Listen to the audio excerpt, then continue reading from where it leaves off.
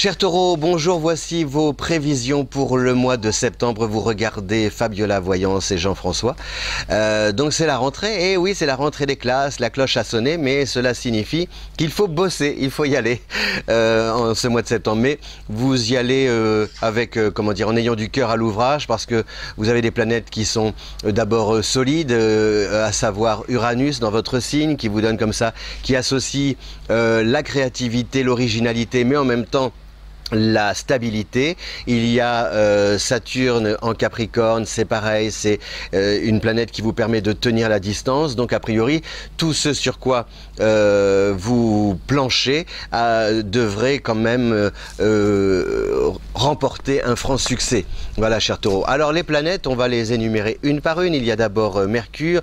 Mercure vous intéresse entre le 7 et le 22 septembre. Mercure, c'est la planète de la communication. Et là, elle va traverser son signe fétiche qui est la Vierge. Mercure en Vierge, elle s'attache à vérifier que les contrats soient solides, que les promesses soient tenues. Donc il y a justement avec ces bels aspects Uranus-Mercure, c'est-à-dire la solidité d'Uranus, mais en même temps son originalité, et puis le côté vérification de Mercure, on a comme ça des projets que vous allez lancer, par exemple aussi un appartement que vous trouvez, quelque chose qui vous tient à cœur, et puis vous allez décortiquer, prendre le temps un peu de savoir si la situation vous est favorable, si vous pouvez tirer avantage de cette situation.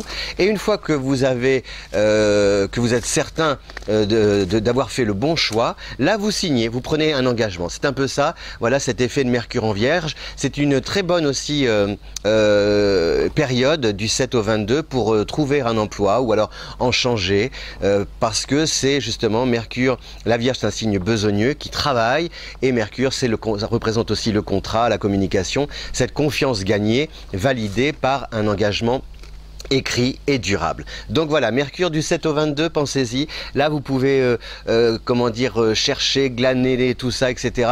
Et puis, a priori, pouvoir signer, sceller une alliance ferme et définitive. Peut-être vous marier, pourquoi pas aussi, parce que Vénus arrive. Alors Vénus, par contre, c'est un petit peu plus délicat, puisque Vénus arrive en Scorpion à partir du 10.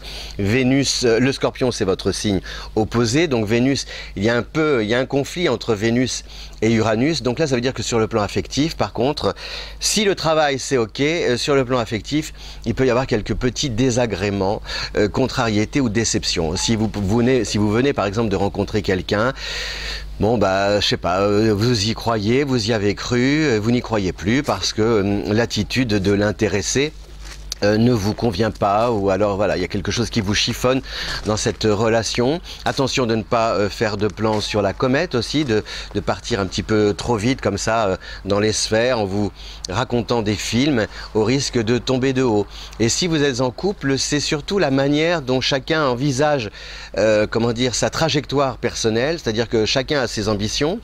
Maintenant, il faut que l'on puisse harmoniser ses ambitions respectives de manière à ce que le couple puisse y trouver son compte. Bon ben là c'est un petit peu là justement qu'il y a du travail. Il faut peut-être au niveau des emplois du temps, aussi au niveau de il y a peut-être des concessions à faire, un compromis à trouver.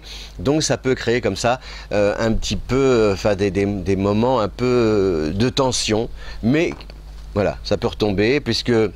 Et puis vous avez Mars qui quitte le Capricorne, donc Mars est une planète combative et guerrière. En s'éloignant du Capricorne, elle apaise un peu comme ça, a priori si le ton monte, hop, ça retombe très vite.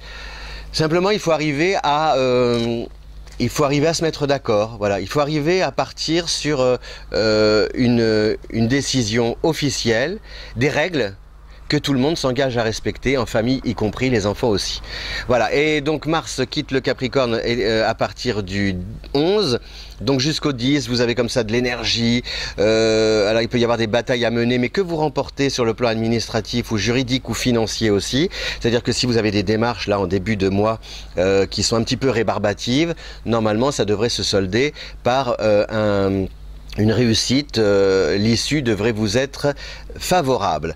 Et puis il y a Saturne en Capricorne qui reprend sa course parce que Saturne est bien avancé un petit peu reculons, on appelle ça une rétrogradation, et à partir du 7, Saturne se remet sur les rails tranquillement. Donc ça veut dire que vous allez de nouveau appréhender le temps avec sagesse, philosophie, rien ne presse, et donc c'est tout bon par rapport à votre vie professionnelle. Donc je résume, super pour le travail, un contrat, trouver un job, changer de service, une mutation, un examen aussi, les concours en début de mois, enfin du 7 au 22, pardon, quand Mercure traverse la Vierge, des tensions au niveau du couple, mais qui peuvent être apaisées si vous trouvez un compromis et si vous préservez le dialogue, et enfin de la combativité sur le plan un peu administratif, juridique aussi au sein du groupe pour vous imposer tranquillement et remporter la mise et la partie. Voilà, chers taureaux, je vous dis à bientôt. Merci pour votre fidélité et de partager cette vidéo si son contenu vous plaît, et je vous souhaite une belle rentrée et je vous dis à bientôt. Ciao!